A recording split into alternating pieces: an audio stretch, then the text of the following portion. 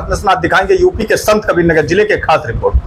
आज हम आए हुए हैं और आप देख पा रहे होंगे हमारे साथ मौजूद है समाजवादी पार्टी के कद्दावर नेता हैं केडी यादव जी हैं और आप असद मेहताब बड़े शायर जो एक बड़े शायर हैं और तमाम मंचों पे रहते हैं। और आज त्योहार का मौसम है, केडी यादव जी आए हैं और कुछ बात करेंगे, राजनीतिक मुद्दे पे भी कुछ बात होगी। सर, जिस तरह से देखा जा रहा कि 2024 में और खासकर संत कबीरनगर जी, बाकी लोगों का टिकट है, अभी आप देख पा रहे होंगे कि बीजेपी में जहां बड़े बड़े चेहरे का टिकट कट गया, वापस से परमीन निषाद को एक बार भारतीय जनता पार्टी ने मौका दिया। गठबंधन का अभी तक कोई प्रत्याशी नहीं। सर, मैं सबसे पहले आज का जो सबसे बड़ा त्यौहार, जो हिंदू मुस्लिम भाईचारगी का त्यौहार ईद मिलन के अवसर पर हमारे सबसे अजीज़ भाई असद मेहताब साहब का साथ आया हूँ और सभी लोगों से यही दुआ करूँगा सबको कि ऊपर वाला सबको अच्छी तरह से रखे और आपस में भाईचारगी बनी रहे। ये ऐसा त्यौहार है जो सबको गले लगा करके, जितने भी सिकवे गिले रहते हैं सब भूल करके भाईचारगी के रूप में हम लोग इसका संदेश देने के लिए सब जगह जा रहे हैं और इसके लिए मैं सबको ईद की सबसे ज़्यादा बधाई देता हूँ। लेकिन आपने जो प्रश्न किया है कि 2024 सच्चाई ये है कि राजनीतिक व्यक्ति होने के नाते आज पूरे देश के एक तस्वीर और तकदीर बदलने का समय है 2024। और इस समय जो हालात है देश की, प्रदेश की, कोई छुपा नहीं है, क्योंकि ये त्यौहार ईद का त्यौहार है। इसमें हम कोई ऐसा शब्द नहीं बोलेंगे जिससे कहीं किसी को नुकसान हो या कोई बुरा माने इस चीज़ को। लेकिन सच्चाई भी है कि जब इस देश की आज़ादी में हिंदू और मुसलमानों ने अपने बलिदान को दे करके इस देश को आज़ाद कराया था, जितना हिंदुओं ने किया था उससे कहीं चढ़ बढ़ करके मुसलमानों ने इस देश को आज़ाद कराया था और सिख ईसाई सभी धर्म के लोगों ने। लेकिन आज लगता है ये इस देश में जब नफरत की बात होती है, हिंदू मुस्लिम की बात होती है और मंदिर मस्जिद की बात होती है, जब विकास की बात नहीं होती है तो लगता है इस देश को कहाँ ले जाएंगे लोग। इससे जितने पढ़े लिखे, जितने हर समाज के लोग हैं, हिंदू भी परेशान है, मुस्लिम भी परेशान है, बेरोजगार भी परेशान है, व्यापारी भी परेशान है, सब परेशान इस सरकार में। लेकिन ये सरकार किसी के परेशानी के बारे में नहीं सोचती, लेकिन ये सरकार सोचती है कि किसी तरह से हम सत्ता में हासिल करें और सत्ता हासिल चाहे किसी भी स्तर से गिर जाना पड़े। वो हिंदू मुस्लिम और मंदिर मस्जिद केवल बात करती है तो दर्द होता है। इस 2024 अब की बार आम जनता इसलिए तैयार है कि ये झूठे लोगों को हटा करके अच्छी सरकार बनाने की बात कर रहे हैं। पर अभी 62वें लोकसभा में अभी प्रत्याशी ही गठबंधन का घोषित नहीं अभी तक जो है, और क्या पूरा मामला कुछ ऐसा, तमाम लोगों का नाम आ रहा है जी, और इसके बाद अभी तक चेहरा कोई सामने नहीं। देखिए, राष्ट्रीय अध्यक्ष अब की बार पूरी कमान अपने हाथ में लिया है। रही बात, हमारा ये इलाका छठे चरण का है और पहले उधर पश्चिम में पहले चरण में कई बार आप लोगों ने देखा होगा, तमाम तरह के लोगों ने टिप्पणी भी किया होगा कि उन्होंने कई बार प्रत्याशी बदला। सच्चाई है कि भारतीय जनता पार्टी चाहती थी हिंदू और मुस्लिम कराना चाह रही थी, लेकिन मैं धन्यवाद देता हूं मुस्लिम समाज से लेकर के हिंदू समाज सभी लोगों ने कहा भारतीय जनता पार्टी के मनसे को हमें पूरा नहीं होने देना है।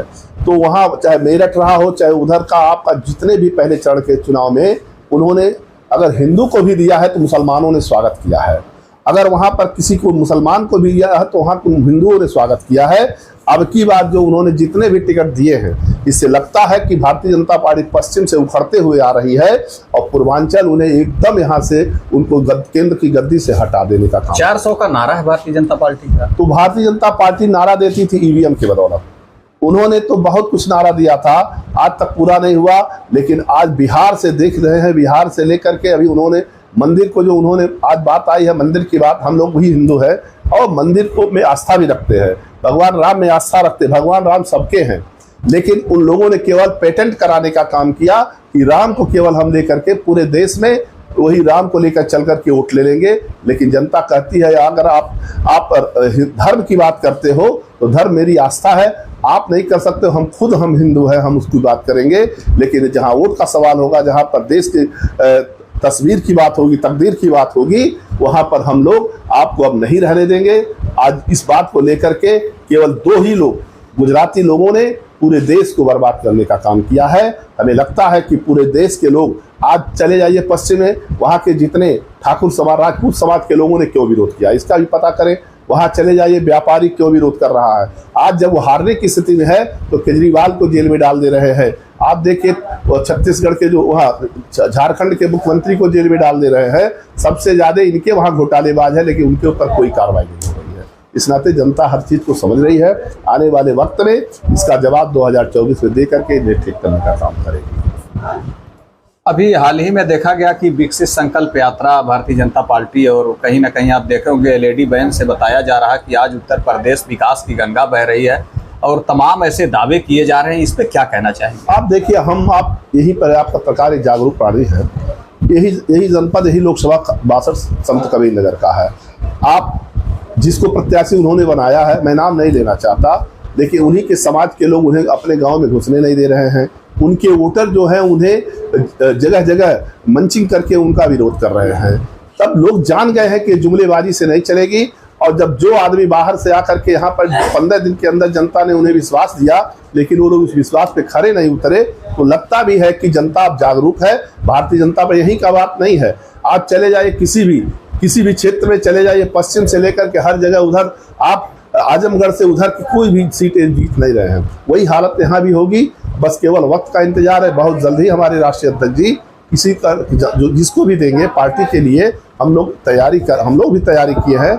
आने वाले वक्त में पार्टी को जिताने का काम किया जाएगा। अभी जो पीडीए बनाया गया और पीडीए के बाद अभी हाल ही में पीडीएम बना हुआ है, उस पर क्या कहेंगे? नहीं, देखिए पीडीएम बनाने के लिए कोई कुछ भी बनाए, लेकिन वो लोग भी अपने आप को समझ गए कि हम लोग अगर कहीं गुमराह हुए तो पुनः फिर भारतीय जनता पार्टी इस देश पे राज करके पूरे जनता को फिर खोखला कर देगी।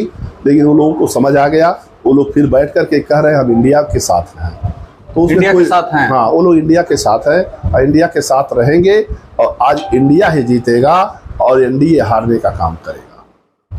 बहुत बहुत शुक्रिया। हमारे साथ मौजूद थे समाजवादी पार्टी के कद्दावर नेता हैं केडी यादव जी, और ये ब्लॉक प्रमुख भी रहे हैं शिवनाथ यादव जी। हाँ। और ईद एक जो है हिंदू मुस्लिम के बीच में एक मिलन का त्यौहार है। अभी होली का त्यौहार बीता है और होली के तुरंत बाद ईद मिलन का त्यौहार आया है।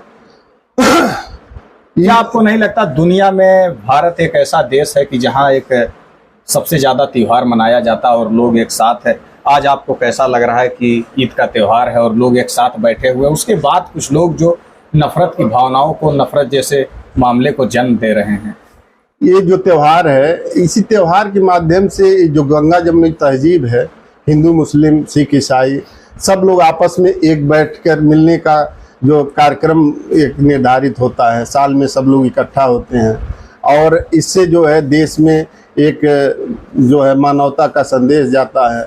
और इस मानवता के संदेश से हमको ये सीख मिलती है कि इस हिंदुस्तान में हिंदू मुस्लिम सिख ईसाई सभी एक बंधन में बंध के रहें और देश का जो है विकास करें।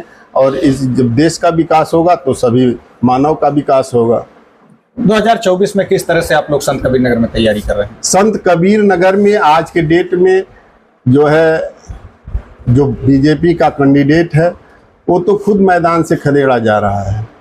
और आज स्थिति ये है कि जिस दिन हमारा कैंडिडेट राष्ट्रीय अध्यक्ष जी घोषित करेंगे, लड़ाई कुछ नहीं है।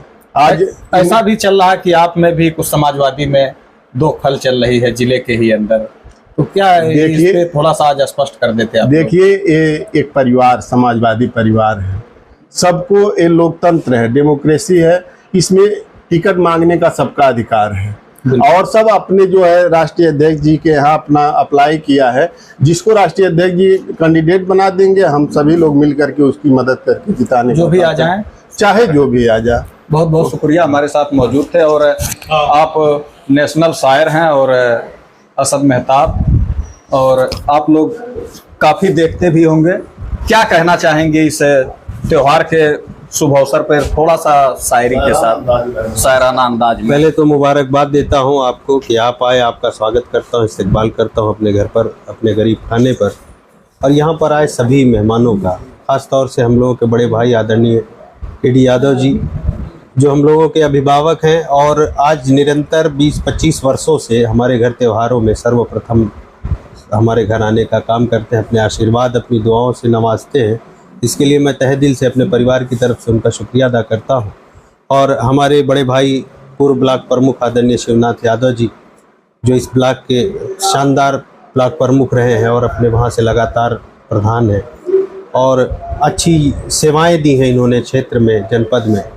और हमारे आसपास सभी लोग हमारे बहुत ही अजीज़ हैं, हमारे मोहतरम हैं। मैं सभी लोगों का यहाँ पर इस्तकबाल करता हूँ।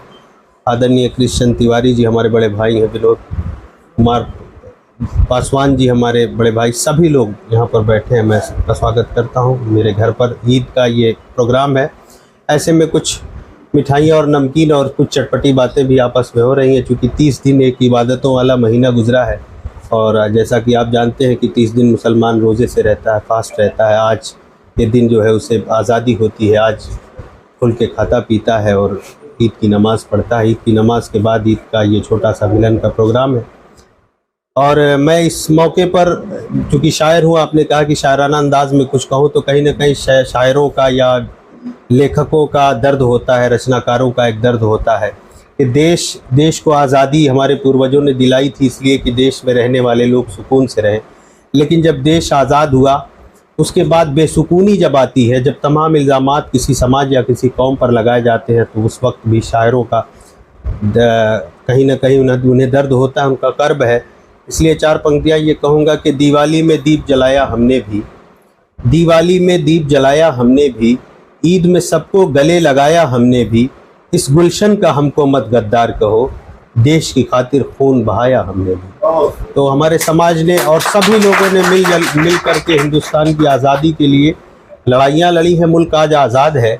तो ये कुछ ऐसी आताताई ताकतें जो आज़ादी से पहले भी ऐसे लगी रहती थी, जो कहीं ना कहीं अंग्रेज़ों के साथ हुआ करते थे, आज बदकिस्मती कही जा सकती है मुल्क की कि कहीं ना कहीं ऐसे शिकंजे में देश है। लेकिन हिंदुस्तान बहुत जागरूक देश है।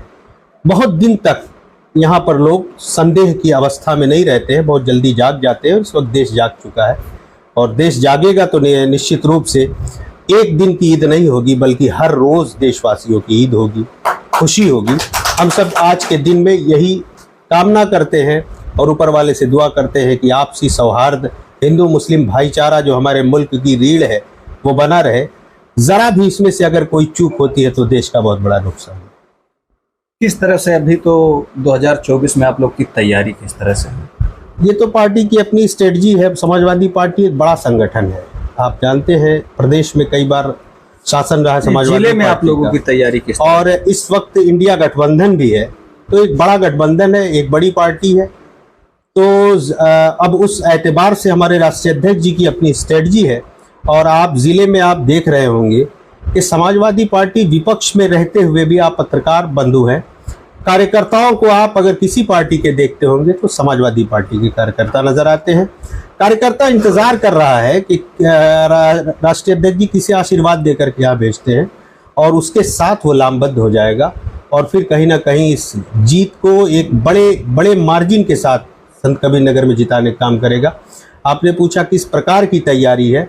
तैयारी बता दूं, बूथ स्तर, चूँकि हम लोग सेक्टर प्रभारी भी हैं अपने सेक्टर के, बूथ स्तर से लेकर के तैयारियां की गई हैं। वोटर लिस्ट से शुरुआत से ही काम किया गया, पार्टी ने काम किया है और सभी समाज को जोड़ने का काम किया। संगठन में आप नज़र उठाएंगे तो हर समाज का ख्याल रखा गया है, सबड़ का, बैकवर्ड का, शेड्यूल कास्ट का, मुसलमानों का, सबका सम्मान रखा है। आप समाजवादी पार्टी के शुरू से जनेश्वर मिश्र से लेकर के आजम खान होते हुए डॉक्टर राम मनोहर लोहिया होते हुए मुलायम सिंह यादव तक जब ये पार्टी पहुंचती है तो आपको नज़र आता होगा कि सर्व समाज ही समाजवादी विचारधारा रखता है।